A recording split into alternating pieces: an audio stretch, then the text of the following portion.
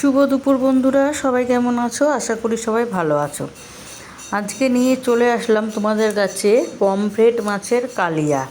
তা আমি আজ যে পমফ্রেট মাছের কালিয়াটা কীভাবে বানালাম সেটাই তোমাদের সাথে শেয়ার করছি। আর যদি রেসিপিটা ভালো লেগে থাকে অবশ্যই একটা লাইক কমেন্ট করবে। মাছগুলোকে ভালো করে ধুয়ে পরিষ্কার করে নিয়ে নুন মাখিয়ে রেখে দিয়েছিলাম। তার মধ্যে মশলা দেবো। পেঁয়াজটাকে আমি গ্রেট করে নিয়েছি, আদা রসুন কাঁচা লঙ্কা শুকনো লঙ্কা মিক্সিতে পেস্ট করে নিলাম। এবার মাছগুলোর মধ্যে একটু হলুদ মাখিয়ে নিচ্ছি। কড়াইতে দিয়ে দিলাম তেলটা গরম হয়ে গেছে। তারপর মাছগুলো একে একে দিয়ে এবার আমি ভেজে নেব। মাছগুলো আস্তে করে এপিঠ ওপিঠ লাল করে ভেজে নিচ্ছি।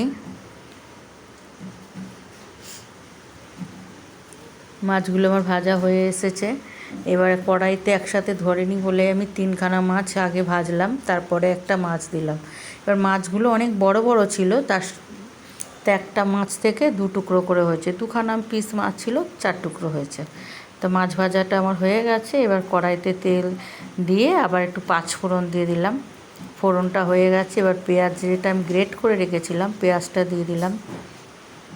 পেঁয়াজটা দিয়ে ভালো করে একটু কষিয়ে নেওয়ার পরে মশলা যেটা করে রেখেছিলাম সেই মশলার পেস্টটা দিয়ে দিলাম।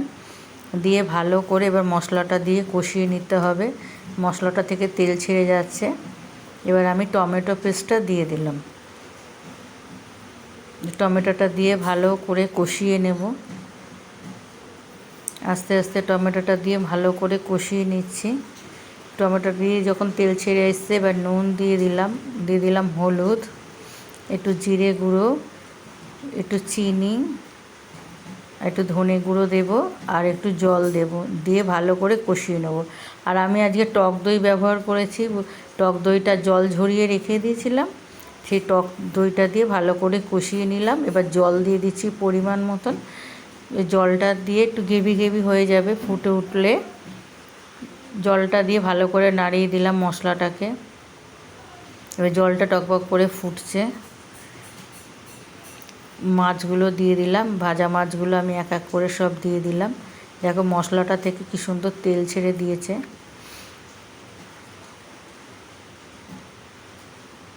মাছগুলোকে এবার একটু এপিট ওপিট করে উল্টিয়ে দেবো। ওই যে মাছের ঝোলটা ফুটেই গেছে।